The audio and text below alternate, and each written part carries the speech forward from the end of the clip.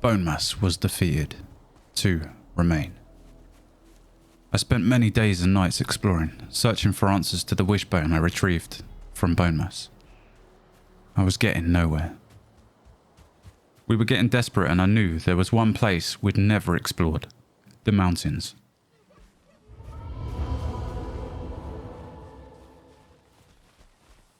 Why we'd never been to the mountains was simple. It was far too cold and incredibly dangerous.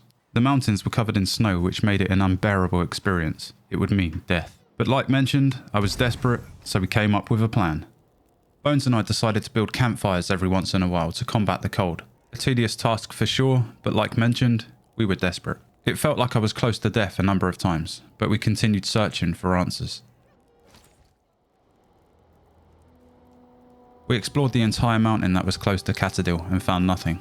Though it was not a complete waste of time, we encountered some new and interesting creatures.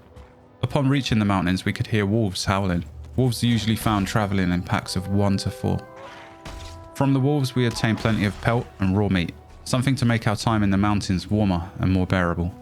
Perhaps in the future we can tame some too. We wanted to explore new areas and find a bigger mountain, but we knew we needed to be more prepared. Campfires were simply not enough. With that in mind, we headed back to Catadil.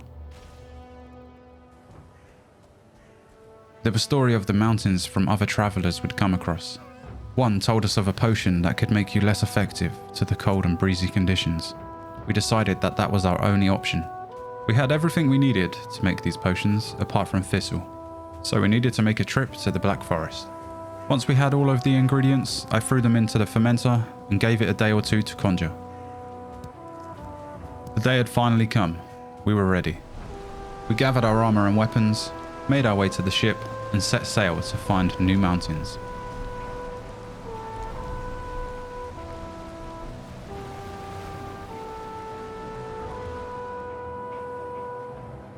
From our previous experience with the mountains, I readied myself for wolves. Little did I know that there were more than just wolves hovering around the snowy biome.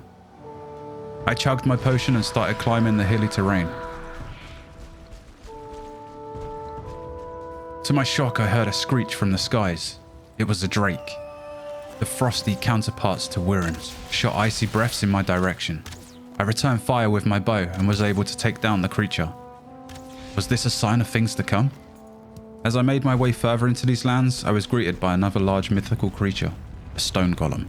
Golems come in 2 forms, some with boulder arms and others with spiky arms, each smashing the ground and attempts at swiping their enemies. Unlike most of the creatures we faced in this world, which usually attack together, the golems attacked anything and everything. Often enough, we found golems fighting wolves, which was fine by us, though for the most part, golems are slow and can easily be outrun. But we're not finished there. During the night, when the moon is up, you can encounter a werewolf-like creature, Fenrings. With moderate speed and attacks, Fenrings are deadly and jump, claw, and howl for backup.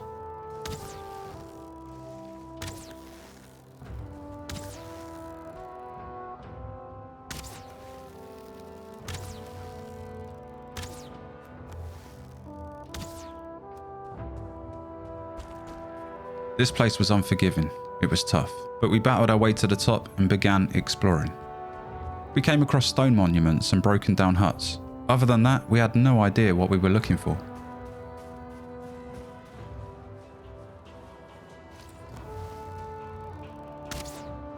We travelled further into the mountains and I noticed a flash of light. It was coming from the wishbone.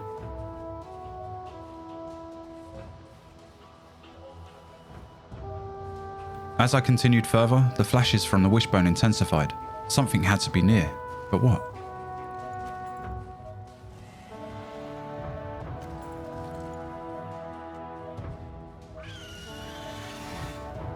When the flashes were most intense, I equipped my pickaxe and begun digging.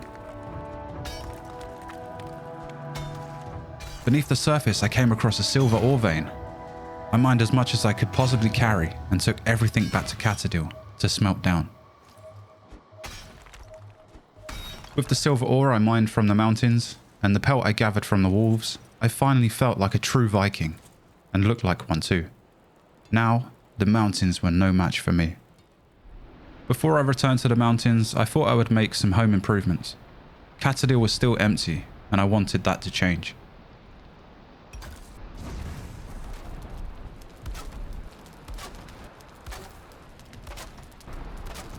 Later that day, out of nowhere, I felt a shift in the air, banging on the walls and cries of critters in the land. Catadil was under attack. Perhaps word got out about my victories. Maybe this was a retaliation. I don't know. But my location was now known and a skeleton army was trying to take down my walls. Though, with my newfound armor, these pesky skeletons were no match for me, and it wasn't long before they were defeated.